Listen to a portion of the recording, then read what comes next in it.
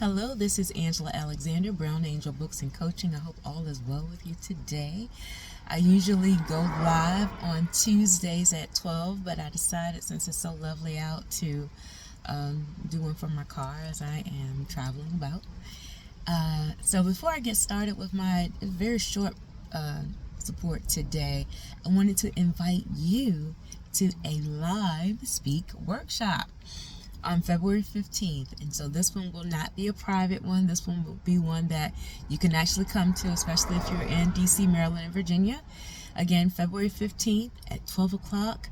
The address is Trinity Baptist Church, 2671 Mattawoman Beantown Road in Waldorf, Maryland. And again, it's open. There is no cost. And what will make it great is your being there. You will gain a lot. You'll gain a lot. I give little tidbits here on Tuesday, but in person, you're going to really get a lot. You're going to have a lot to walk away with and also to be able to implement into your life. And hopefully it will help things flow a lot more smoothly with your family. So come on out, February 15th, 12 o'clock. So today I want to talk about this wonderful weekend that I had.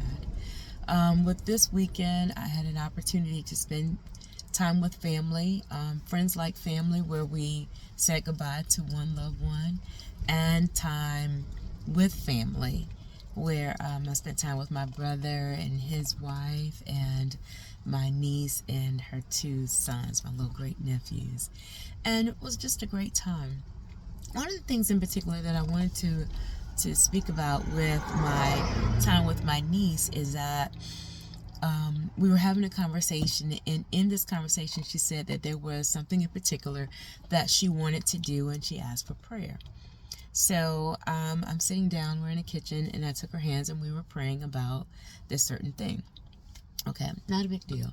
So as I'm about to leave, I want to give a little blessing to my great nephews. And so one of them is 4 months old and the other is 5.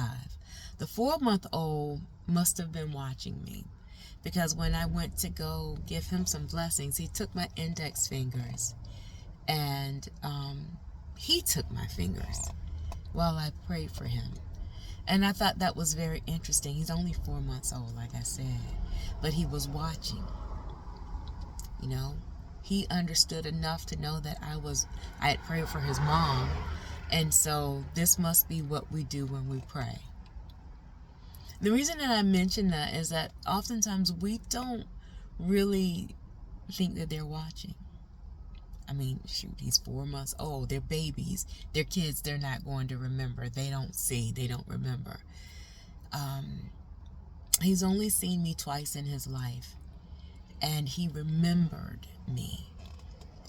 He saw me for the first time just maybe 2 weeks or so after he got out of the hospital after being born. And he just kept looking at me, and then he remembered, right? And so it is very important, parents and caregivers, and your impact on the children in your life. You might think it's just a word, that it's just a conversation, that it's just an interaction, but you are sowing seeds. And those seeds will bloom. They'll bloom into something, either something beautiful or something that will go generations. And the going generations is what reminded me of Sunday's sermon. So I went to actually Progressive Life Ministry in Hampton. Shout out to Pastor Govan. So if you're in the area, go see her, or there's a number of great churches here, but I'm just going to shout her out for right now because that's where I was on Sunday. And so she talks about humility and how humility in itself can be generational, which I had never thought about, right? And so humility and pride are at opposite axes of each other, right? And so my question to you is, what do the people in your home see? Do they see humility where they can duplicate it? Or do they see pride where they can duplicate that?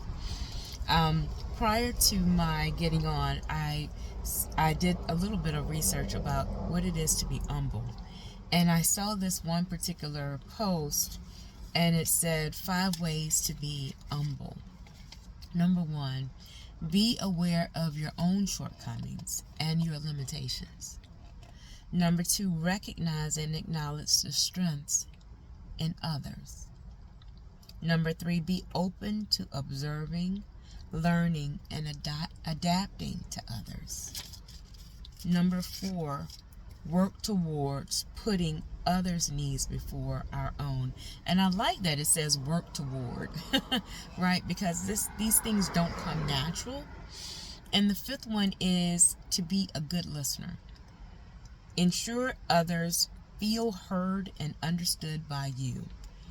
You can do that by reflective listening. Reflective listening is repeating back to a person what you heard them say, not verbatim.